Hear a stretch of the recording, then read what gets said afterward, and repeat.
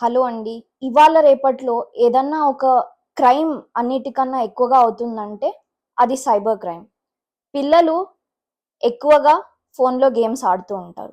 So, ఈ ఫోన్‌లో games ఆడేటప్పుడు ఎటువంటి ప్రికాషన్స్ తీసుకోవాలి ఒకటి. రెండవది ఫోన్‌కి పిల్లలు అడిక్ట్ అవ్వరు అని మనం ఎలా తెలుసుకుంటాము? అండ్ థర్డ్ థింగ్ ఏదన్నా క్రైమ్ అయినప్పుడు మనం ఎలా రిపోర్ట్ చేయాలి?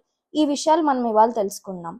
సో, మీ పిల్లలు ఫోన్‌కి అడిక్ట్ అయ్యారా లేదా అని మనం ఎలా తెలుసుకోవచ్చంటే, మీ పిల్లలు ఎప్పుడన్నా ఫోన్‌లో గేమ్ ఆడేటప్పుడు మీరు పిల్లల దగ్గర నుండి ఫోన్ తీసుకుంటే పిల్లలు చాలా వయలెంట్‌గా రియాక్ట్ అవుతారు. అండ్ మనం ఇట్లాంటివి కేసెస్ చూసాం రీసెంట్‌గా. ఏంటి పిల్లల చేతిలో నుండి ఏదన్నా ఒక గేమ్ ఆడేటప్పుడు పేరెంట్స్ ఫోన్ చేతిలో నుండి లాక్కుంటే, అప్పుడు పిల్లలు పేరెంట్స్‌ని కొట్టడం గానీ, లేదా ఇంట్లో థింగ్స్ డిస్ట్రాయ్ చేయడం గానీ. అండ్ ఇంకొకటేంటంటే పిల్లలు ఆ ఫోన్ చూసేటప్పుడు వాళ్ళ చుట్టుపక్కల ఏమవుతుంది, ఇంట్లోకి ఎవరొస్తున్నారు, వాళ్ళకి తినడానికి టైం అయిందా లేదా, ఇట్లాంటివి ఏమీ అస్సలు గుర్తుండవు. సో, ఇట్లా మన పిల్లలు కాకుండా ఉండాలి అంటే మనం ఏదన్నా ఒక కొత్తగా ట్రై చేద్దాం. అంటే let's try digital detox. So, ఈ థింగ్‌లో మెయిన్ రోల్ పేరెంట్స్‌దే. ఇప్పుడు పిల్లలు ఫోన్ పట్టుకుంటున్నారు అనడం కన్నా, అది మేజర్ పేరెంట్స్ తప్పనే నేను చెప్తాను. ఎందుకంటే పిల్లలకి ఫోన్ ఇచ్చిందెవరు? మీరే గదా! ఏదో తినట్లేదు, లేదా బయటికి ఆడుకోవడానికి ఎళ్ళొద్దు, ఎండ ఎక్కువుంది, ఇట్లాంటి రీజన్స్ జెప్పి, అరే ఇంట్లో అన్నా ఉంటాడని జెప్పి ఫోన్ ఇస్తున్నారు. సో, ఫోన్ ఇవ్వకుండా ఉండొద్దని అని నేను చెప్పను.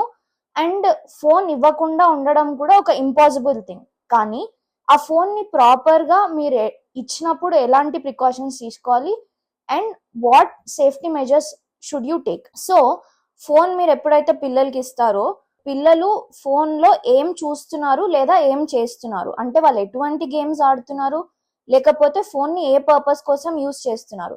We can see 2 kinds of kids. అంటే మాకొచ్చే కేసెస్‌లో కొంతమంది పిల్లలేమో డిస్ట్రక్టివ్ గేమ్స్ ఆడతారు. అంటే షూటింగ్ గేమ్స్ గానీ, లేకపోతే కిల్లింగ్ గేమ్స్ గానీ, ఈ గేమ్స్ వల్ల ఏంటంటే పిల్లలో ఒక డిస్ట్రక్టివ్ బిహేవియర్ అన్నది స్టార్ట్ అవుతుంది. సో, వాళ్ళకేంటి ఒక ఫ్యూచర్‌లో క్రిమినల్ మెంటాలిటీ వాళ్ళలో డెవలప్ అవుతుందన్నమాట.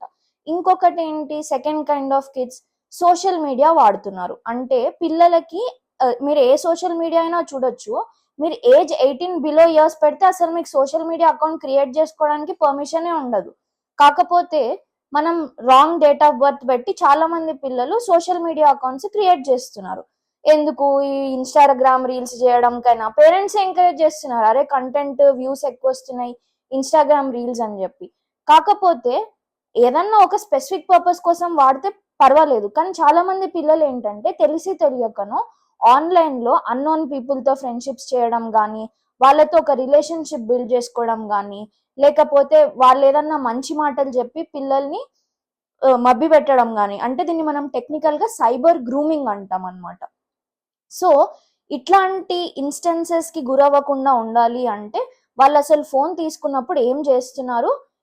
ఏం యాప్స్ వాడుతున్నారు అన్నది మీరు రెగ్యులర్‌గా మానిటర్ చేయడం అన్నది మీ రెస్పాన్సిబిలిటీ.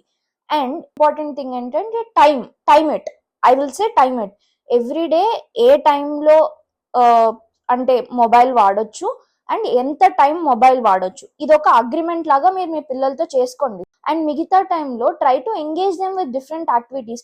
ఐ వుడ్ సే అసలు బుక్ రీడింగ్ అనే కాన్సెప్ట్ ఇవాళ రేపు పిల్లల్లో లేకుండా పోయింది. Try to get 10 new books for your child and ఈ 10 బుక్స్ నువ్వు ఫినిష్ చేయాలి. ఈ 10 బుక్స్‌లో ఏముందో నాకు ఎక్స్‌ప్లెయిన్ చేయాలి. ఇట్లా ఏమన్నా చెప్పండి. లేదా ఏదన్నా craft okay.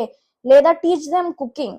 So, different kinds of యాక్టివిటీస్‌లో వాళ్ళని ఎంకరేజ్ చేసి మొబైల్ ఆర్ డిజిటల్ యూసేజ్ అన్నది ఎంత తక్కువైతే అంత తక్కువగా అయ్యేలాగా చూసుకోండి. అండ్ ఇంకొకటి నేనేం చెప్తానంటే, మీరెప్పుడన్నా పిల్లల చేతిలో ఫోన్ ఉన్నప్పుడు లాక్కోకూడదు. అంటే లాక్కున్నారంటే వాళ్ళకేంటి అసలు నో అన్న మొండితనం అన్నది వాళ్ళలో పెరుగుతుందనమాట. సో, లాక్కోకుండా వాళ్ళని ఏదన్నా ఆల్టర్‌నేటివ్‌గా అంటే, అరే వాటర్ బాటిల్స్‌లో వాటర్ పట్టు, లేకపోతే నాకు కొంచెం హెల్ప్ కావాలి ఇక్కడొచ్చి హెల్ప్ చెయ్యి. అట్లా వాళ్ళని డీవియేట్ చేయడానికి ట్రై చేయాలన్నమాట. One more thing that all of you all should remember is ఈ సోషల్ మీడియా అకౌంట్స్ లో ఏంటంటే ఇప్పుడు చాలా దగ్గర లొకేషన్ ట్రాకింగ్ కానీ లేకపోతే యూట్యూబ్ లో అడల్ట్ కంటెంట్ వీడియోస్ కానీ ఇవన్నీ రాకుండా ఉండాలి అంటే చాలా సోషల్ మీడియా యాప్ లో పేరెంటల్ కంట్రోల్స్ ఉంటాయి అన్నమాట. So for example YouTube only for kids పెట్టారనుకో వీడియోస్లో ఏది కిడ్స్ చూడగలిగిన కంటెంట్, ఏది కిడ్స్ చూడకూడని కంటెంట్ అన్నది యూట్యూబ్ క్లియర్లీ స్పెసిఫై చేస్తుంది. సో మీరు మీ పిల్లలకి ఫోన్ ఇచ్చేటప్పుడు only kids only for kids అంటే పేరెంటల్ కంట్రోల్ సెట్ చేశారనుకో, మీ పిల్లలు యూట్యూబ్ ఓపెన్ చేసినప్పుడు only certain kind of videos access చేయగలుగుతారు. అండ్ మీ ఫోన్లో కూడా పేరెంటల్ కంట్రోల్ యాప్స్ ఉంటాయి. సో మీరు ఆ యాప్ని డౌన్లోడ్ చేసుకొని parental control kids using the mobile అని ఏదైనా సెట్ చేశారనుకోండి, మీ పిల్లలు ఫోన్ తీసుకున్నప్పుడు ఓన్లీ సర్టెన్ కైండ్స్ ఆఫ్ యాప్స్ని వాళ్ళు యాక్సెస్ చేయగలుగుతారు అనమాట. So I would say that మీరు చాలా కేర్ఫుల్గా ఉండాలి పిల్లలకి ఫోన్ ఇచ్చినప్పుడు, అండ్ చాలా విజిలెంట్గా ఉండాలి. అంటే వాట్ దే ఆర్ డూయింగ్ అన్నది మనం మానిటర్ చేయగలగాలి. Finally, sometimes good luck or bad luck, we all are falling prey to cyber crime. అంటే చదువుకున్న వాళ్ళు, చదువుకొని వాళ్ళు, తెలిసిన వాళ్ళు, తెలియని వాళ్ళు అని తేడా లేకుండా అందరూ ఇవాళ రేపు ఏదో ఒక ఇన్స్టెన్స్ లో సైబర్ క్రైమ్ కి గురవుతున్నారు.